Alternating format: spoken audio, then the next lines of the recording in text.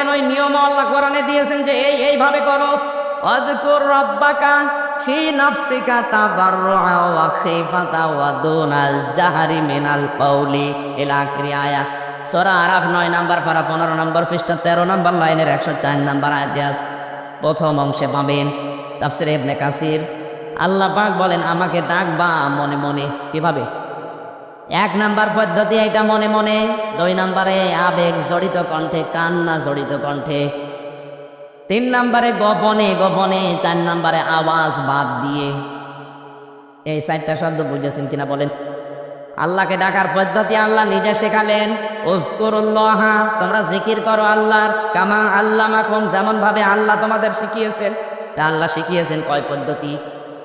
আরো জোরে বলেন বলেন। 1 নম্বরে মনে মনে, 2 নম্বরে কান্না জড়িত কণ্ঠে, কথা বুঝতেছেন? 3 নম্বরে গোপনে, 4 নম্বরে উচ্চ আওয়াজ বাদ দিয়ে। এবার বলেন তো আজ দরবারগুলোতে যে জিকির চলছে এই সিস্টেমে আছে? বিশেষ করে আমার তাহেরি ভাই যে জিকির করে, কি জিকির গো!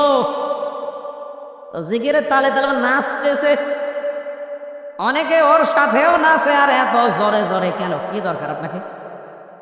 সাহাবী পাহাড়ে উঠছিলেন, জোরে জোরে ডাকছিলেন সুবহানাল্লাহ আলহামদুলিল্লাহ। নবীজি বললেন কি এত জোরে ডাক দাও? আল্লাহ কি কালা নাকি?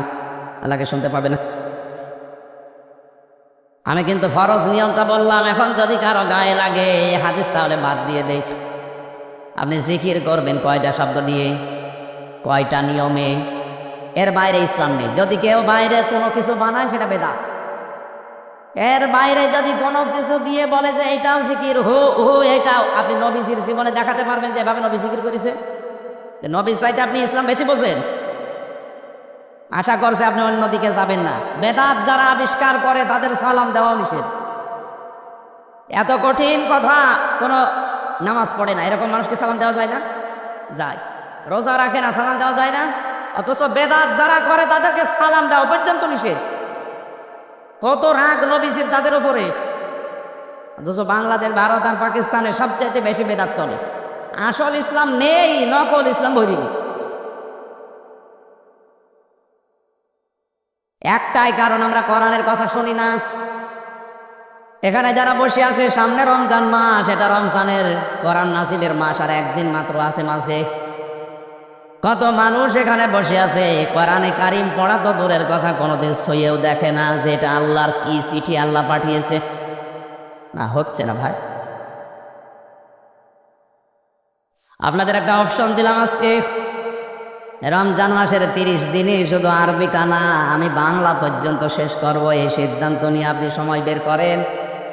যদি একটা মাসের ভেতরে, আমি তো জেলখানায় 3 বছরে প্রায় 150 বারের উপরে শেষ করলাম, আর বাংলাটায় পড়েছি প্রায় 75 বারের উপরে। আমার তো আয়নার মতো হয়েছে, আপনার হয়তো ওইভাবে হবে না একবারে, তাও তো একবার শেষ করেন। ওরা রমজানের পরে দেখবেন আপনাকে দিয়ে কেউ বেদাত আর শিরিক করাতে পারবে না। এটা ঔষধ, এটা একবার শেষ করে দেখেন। কেউ শিরিকের কথা, বেদাতের কথা বললে আপনি ধরে ফেলবেন ডাক্তার দিয়ে। এটা তো মেলে না। আপনি জিকির করছেন মেলে না, দান করছেন তাও মেলে না। অনেকে দান করার পর আবার ফোঁটা দিয়ে ফেলে। আপনার দান না করাই ভালো ছিল। তাহলে এই ঔষধ কোথায় আছে বলেন তো? আরো জোরে। তাহলে রমজান মাস কোরআন নাজিলের মাস, এ মাসে এটা শেখার জন্য সিদ্ধান্ত নেওয়া লাগবে। আপনি সিদ্ধান্ত নেন, যদি নাও পারেন, যদি অবস্থায় মারা যান, আপনি তালবে ইলম হয়ে মরবেন।